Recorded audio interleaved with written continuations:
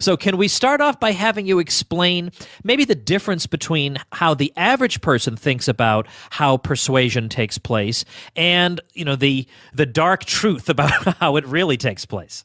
Okay, so when I die and I think about what I've left behind, eventually it'll probably just be one metaphor. And that metaphor is that the mind is divided like a rider on an elephant. And the rider represents your conscious verbal reasoning, the stuff you're aware of, the stuff that uses logic.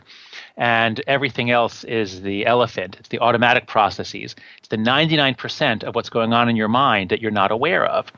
And I developed this metaphor in my book, The Happiness Hypothesis, and then it was made famous not by me, but by Chip and Dan Heath in their wonderful book, Switch.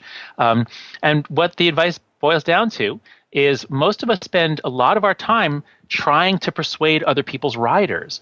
We give them all these reasons. Here are the 7 reasons why you're wrong or why you should see it my way. When in fact, the way to persuade people is to speak to the elephant first. The elephant is a lot stronger than the rider. If you get somebody feeling the truth of what you're saying or feeling that they like you or like what you're saying, and the elephant kind of wants to go in your direction, then it's effortless to persuade the rider to go along. But if the elephant is digging in its heels, the elephant doesn't want to go, doesn't want to be dragged along by you to the conclusion that you're trying to get him to, then there's really nothing you can say that will persuade the rider.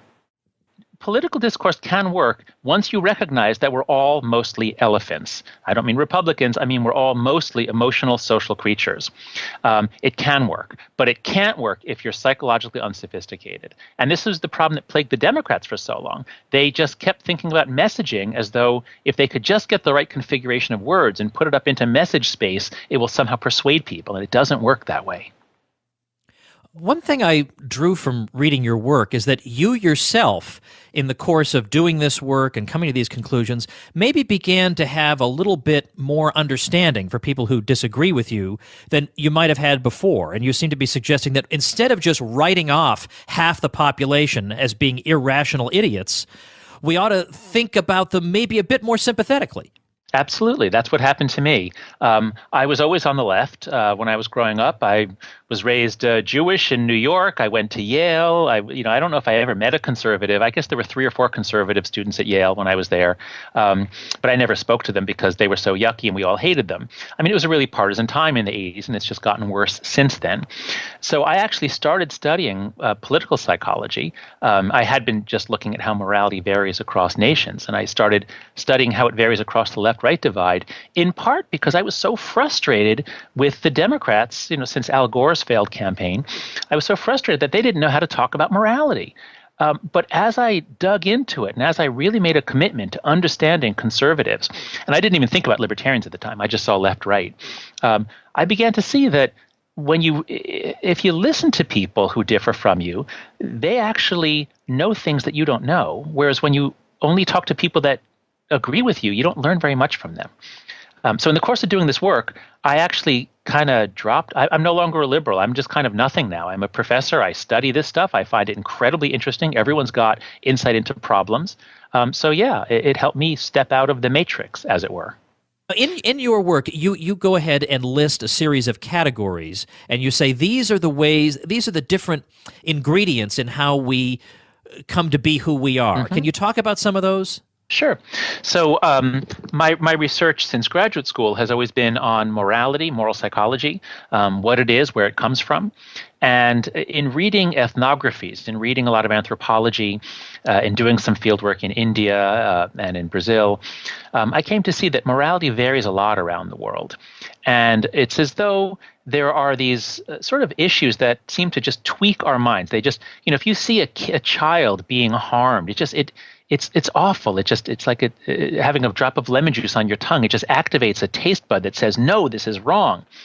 Or if somebody is shirking or not pulling their fair share of the weight, or if somebody is disloyal, or if somebody is disobedient, or if somebody behaves in a way that's degrading or disgusting. Now, I just named 5 foundations: care, fairness, loyalty, authority, and sanctity. And some of your listeners might have thought that the last couple aren't really morality with this, disobedience, sanctity.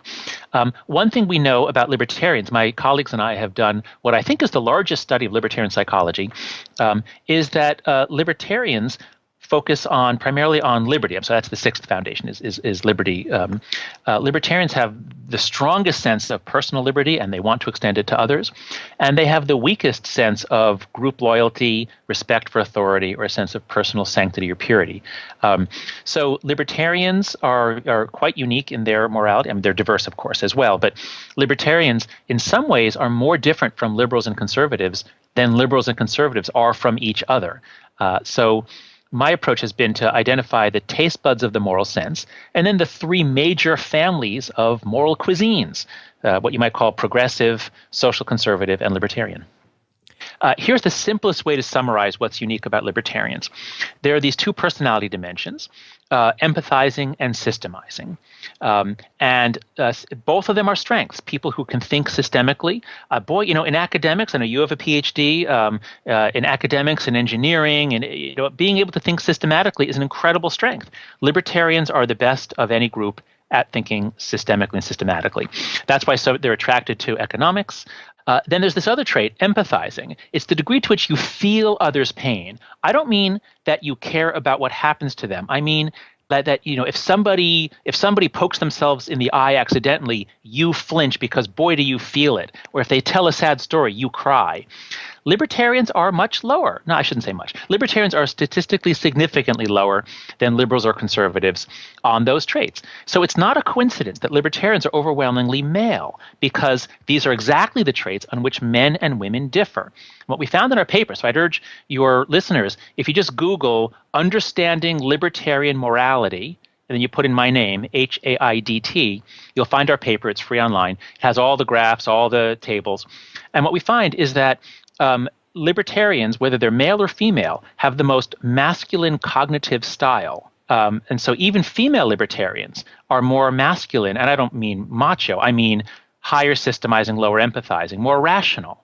And so when I present these results, what I generally find is that libertarians generally say, yep, that's us. Yep, that's right. A point that Charles Murray has made is that when the government takes over certain functions, then certain aspects of society, of natural society, just tend to atrophy. If the state is going to take care of this or that function, then ordinary people are not going to volunteer to do that thing. And then the result is that the natural sympathy that people might have for each other is interfered with, because this voluntary aspect disappears. So anyway, I mean, I realize that's not the central thesis. No, but that is a perfect example of how that is a really subtle point which you can't really grasp unless you're good at thinking systemically. And so it's a kind of a meta point. It's an understanding of how systems can crush personal caring and responsibility in relationships. But the average person, the more typical person, just says, oh, but if people are suffering, the government has to care for them. We can't just abandon them. So what I'm saying is libertarians are the clearest thinkers. They are the best thinkers about complex social questions and problems. All right. In that case, I'll let you go. Okay. Well, there you go. And back to your earlier question about how do you persuade people, acknowledgement. The key is acknowledgement. So either we're in combat mode, and you use the phrase battle stations or batten down the hatches, or we're in discovery mode, or we're in relationship mode. There's three different modes. And often our discussions are in combat mode. And when that happens, when people have a sense that you're in combat mode, they just look for why you're wrong and they just want to argue against you. But if you're in curiosity mode, you're really trying to figure something out and you're looking to someone to help you do it, or if you're in relationship mode where you value a person and you want to get closer to them, it's like people suddenly they open up, their defenses melt down, and you can have really great conversations with people. The most important message to take from that, and one that I would love to leave listeners with on your show, is ultimately you can call it moral humility or you can call it epistemological humility. It's the realization that as individuals, we're actually not all that smart on our own. We're certainly not as smart as we think we are as individuals. But when you put us together in a system in the right way, amazing stuff happens. And I think actually libertarians are quite receptive to this way of thinking. They're the main people who understand the brilliance of a market when there's no central mind. So if you realize that we're all basically neurons, and neurons aren't really all that smart, and that our genius comes from getting the system right.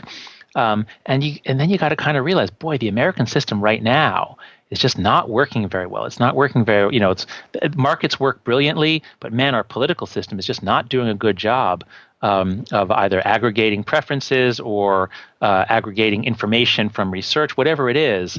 There's something really wrong. And it's getting worse because we're getting more emotionally polarized. We hate each other more.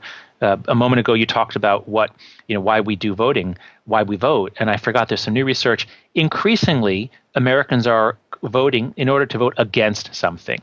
The role of anger and hatred is getting much stronger in our democracy. And these are all worrisome signs.